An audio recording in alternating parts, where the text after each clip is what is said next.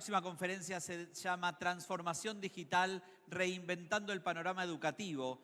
Y la vamos a tener con Héctor Cabrera, que es director ejecutivo de Loki, a quien además les damos las gracias porque nos dieron el internet que todos estamos disfrutando el día de hoy. Héctor cuenta con más de 25 años de experiencia en TI en verticales diversas como BPO, Educación, Retail y Construcción. Tiene amplia experiencia administrativa y comercial en áreas específicas de TI como software, consultoría, telecomunicaciones, que hacen que esté familiarizado con el know-how y consciente de lo que las nuevas tecnologías pueden innovar. Bienvenido. Muchas gracias.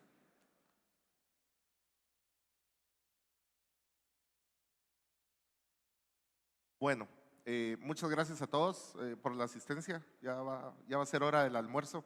Siempre me toca antes de una comida, entonces ya estoy acostumbrado a este tipo de presión, vamos a decir.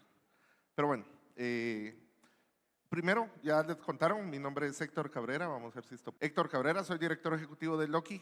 Somos un consorcio de empresas, Loki y NGN. Son todo un ecosistema. Loki es un ISP que atiende enlaces corporativos, enlaces de datos, internet, etcétera, enfocado únicamente en clientes medianos y grandes, es el único enfoque que tiene. Y luego está NGN, que es un integrador con el cual montamos soluciones de networking, equipo de red, servidores, almacenamiento, etcétera, etcétera. Pero hoy vamos a hablar de educación.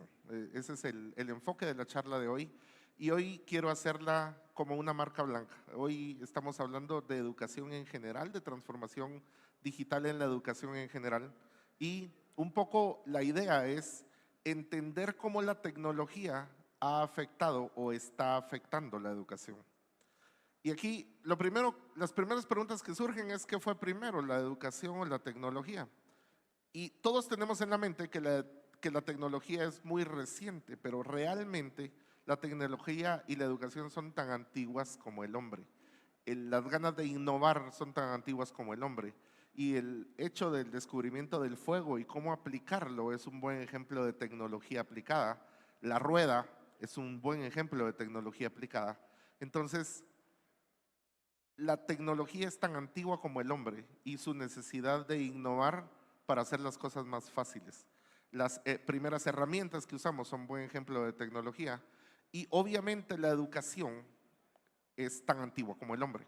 Entonces, creo que han venido de la mano siempre, se han acompañado mutuamente y hoy día han llegado a un punto en el que interactúan específicamente en el aula, en salones educativos. Ahora, ¿cómo ha cambiado el panorama de cada una de las carreras, el medio físico de trabajo de cada una de las carreras, el lugar donde ejercemos nuestra profesión?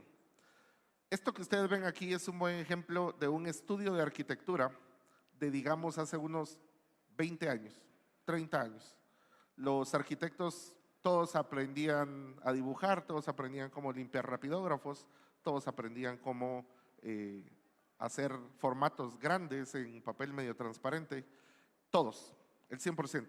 Sin embargo, hoy, si vamos a un estudio de arquitectura, no vemos una sola mesa de dibujo.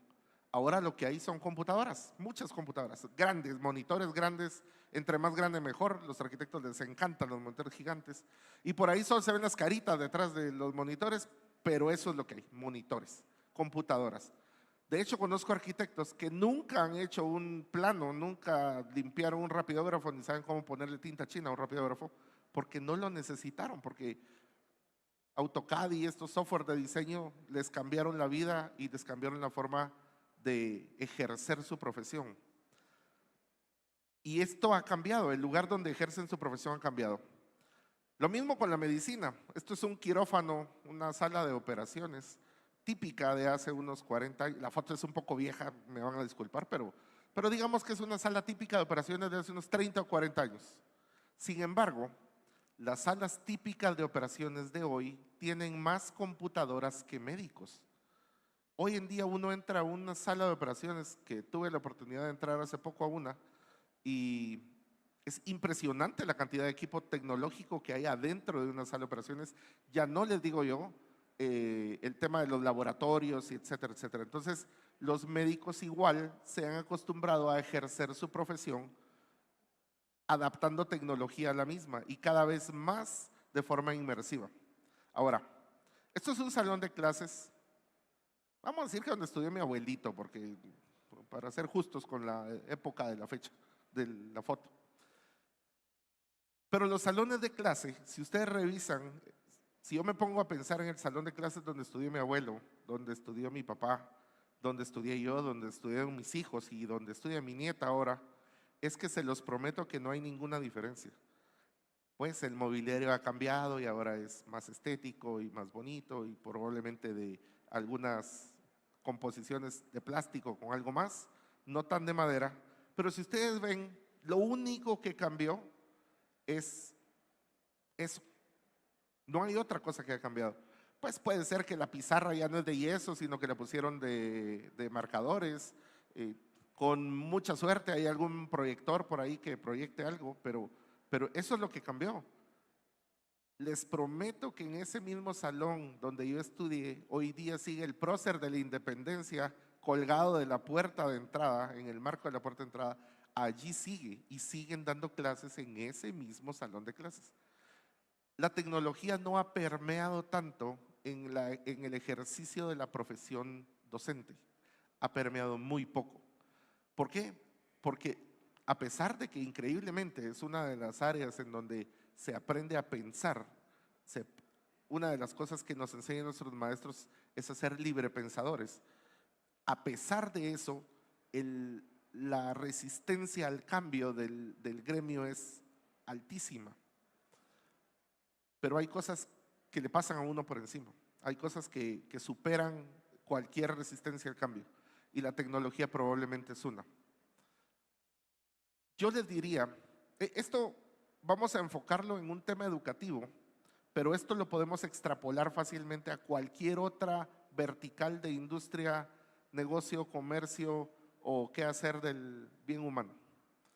Lo podemos extrapolar muy fácilmente, pero pensemos en educación. En un colegio ahorita, en una institución educativa, en una universidad, hay dos cosas que son muy importantes dentro de las primeras, diría yo, los primeros tips que tienen que tener en cuenta los que ven tecnología en una institución educativa, los responsables de la tecnología en una institución educativa. La primera y la más importante es la carretera interior. Si ustedes han sufrido como yo el tráfico de la ciudad de Guatemala, saben que las calles de la ciudad de Guatemala no están diseñadas para el flujo de tráfico que tenemos hoy en día y que eventualmente vamos a tener que hacer un cambio de paradigma en el tema del transporte y la movilización humana porque simplemente ya no cabemos. Ahora, para atravesarse uno la ciudad en hora pico se hace 3 horas, con suerte. Lo mismo pasa en las instituciones educativas. No se preocupan por las carreteras que tienen a lo interno. Y el primer tip es preocúpense por la conectividad a lo interno. Después nos preocupamos por el internet y todo lo demás. Preocúpense por cómo están diseñadas sus carreteras a lo interno. Monten una comisión de tecnología en las instituciones educativas y decidan cuál va a ser la ruta a seguir y que sea el docente, el método de docencia que van a escoger, la pedagogía, la que decida, ok, vamos a tener internet en los salones o no vamos a tener internet en los salones, sino solo en unos salones en específico, vamos a tener internet en las áreas verdes, vamos a hacer un campus BYOD, que es el Bring Your Own Device o trae tu propio dispositivo. Cuando decidan qué quieren hacer como institución, cuál es el sueño de sus educadores como institución para poder aplicar la tecnología, construyan esa carretera con suficientes carriles, con suficiente holgura para el crecimiento. Esa es la primera. La segunda, cuando ya tengan esa carretera de distribución, cuando ya sepan cuál es el método que van a utilizar como institución, entonces sí, contraten una salida pública al internet para poder conectarse con el mundo, pero que esa conexión que traen de la calle sea suficiente para alimentar todas esas carreteras que ustedes ya construyeron al interno. No lo hagan a la inversa porque van a gastar mucho dinero en conexiones de internet que no van a poder distribuir porque las conexiones internas no existen. Esos son los dos consejos a nivel de networking porque es básicamente eso que todas las instituciones deberían de aplicar. Ahora, ya puestos en materia, ya puestos en el salón de clases, ya puestos en la tarea de aplicar la tecnología al salón, hay muchísimas herramientas que hoy ya los maestros usan. Yo vi de cerca el doloroso proceso que causó la pandemia cuando por allá por abril del 2020 una institución educativa me contactó y me dijo: necesito que me ayudes porque mis maestras, que la mayoría eran maestras, aunque había un par de docentes hombres, pero mis maestras tienen problemas porque no pueden usar Zoom. Estaban mandando guías de estudio a los niños una por semana y entonces les decían: hagan esto, y en la semana ahí miramos cómo les fue con las tareas. Los papás que tenían a sus hijos en casa necesitaban que los niños siguieran aprendiendo, y eso de las guías de estudio no iba para ningún lugar. Es increíble el porcentaje de maestras que nunca había hecho una videoconferencia, y quienes las habían hecho del lado del estudiante, porque estudiaban en la U, porque habían alguna vez hecho algún grupo, porque trabajaban antes en otro lugar, y entonces habían tenido una videoconferencia y por lo menos conocían cómo era la plataforma. Pero había maestras que nunca en su vida habían hecho una videollamada, y de no hacer una videollamada, tenían que pasar a educar a 20 o 30 pequeñitos a través de un sistema de videollamadas que no sabían cómo funcionaba. Pero la adaptabilidad del ser humano es increíble, y en 2 o 3 meses pude ver cómo no podían usar una videollamada a ser expertas y mantener a una clase controlada a través de una videollamada, que es una cosa bien compleja, y admiro muchísimo la labor docente y soy maestro de profesión, pero es increíble, nunca he ejercido dando clases a chiquitos, pero es increíble la entrega que tienen los maestros, lo valioso que es su trabajo y que no lo valoramos. Pero bueno, ya usamos hoy día, la pandemia nos obligó, nos forzó, nos arrinconó y nos obligó a usar ciertas herramientas que hoy en la clase ya son comunes, vamos a decir. Hay otras que no lo son tanto y que son un poco más novedosas. Hay una de ellas que es, tengo que hacer hincapié en ella porque desde la invención del internet a mí no había nada que me hubiera impresionado tanto, y eso es la inteligencia artificial. Los motores que tienen las inteligencias artificiales hoy en día son capaces, como todo en la vida, de cosas muy buenas y de cosas muy malas. Todos los descubrimientos que hacemos no son necesariamente buenos o malos, sino tienen que ver con cómo los aplicamos, cómo los usamos. Una cosa importante es que cuando se descubrió la fisión nuclear allá en los 40s, el objetivo de la fisión nuclear ha hecho posibles crear centrales nucleares que proveen de energía eléctrica a ciudades enteras. Pero también esa misma fisión nuclear es la responsable de las bombas atómicas de Hiroshima y Nagasaki. Entonces, depende mucho de cómo utilicemos la invención humana, puede ser aplicada para el bien o para el mal. Pero hablando de inteligencia artificial y cómo aplicarla para el bien, le demostré a un grupo de maestros hace poquito, tuvimos una charla muy parecida a esta en la Universidad del Valle para la Asociación de Colegios Privados, y les demostré cómo un maestro puede crear un examen completo para niños, cómo puede un alumno crear una guía de estudios para resolver ecuaciones cuadráticas, y que la inteligencia artificial te cree paso por paso, párrafo por párrafo, y te explique de manera detallada y con gráficas cómo resolver una ecuación cuadrática, que es uno de los cucos de por ahí por segundo o tercer básico, y que lo puedan resolver los niños, que lo entiendan los jovencitos y que usen esa inteligencia artificial para aprender. Es más, para los maestros, la inteligencia artificial les puede crear la guía de estudios, el currículum base para dar una clase completa en un año, dividírsela en 4 bimestres y dividírsela en clases puntuales diarias, e incluso generar las actividades de una clase de 40 minutos detalladamente y la maestra lo único que tiene que hacer es seguir esa guía de estudios. Es increíble lo que se puede hacer con inteligencia artificial. Si no tienen una cuenta gratuita en ChatGPT, que es la más común, vayan y ábranla ahorita. Y como todo les digo, se puede usar para hacer fake fotos, se puede usar para ver cómo me miro con el cabello azul o con el cabello rojo, o se puede usar para aprender, para educar, para investigar.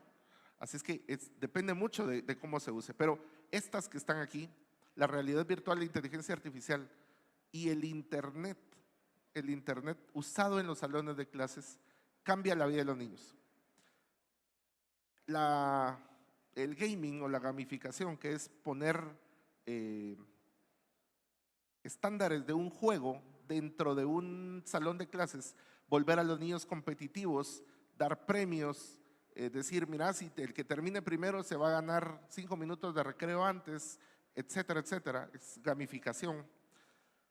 Y además hay otras formas de engañar al cerebro. Por ahí yo les decía que si uno tiene el código puede hackear casi cualquier cosa. Y el cerebro es una de esas.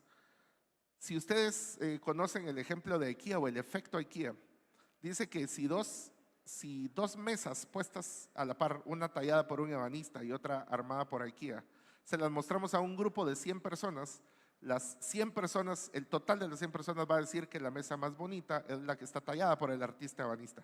Sin embargo, para los que no conozcan, aquí es una venta de muebles, en donde uno compra el mueble y lo tiene que ir a armar a su casa. O sea, trae las partes y las herramientas para armarlo, no viene armado.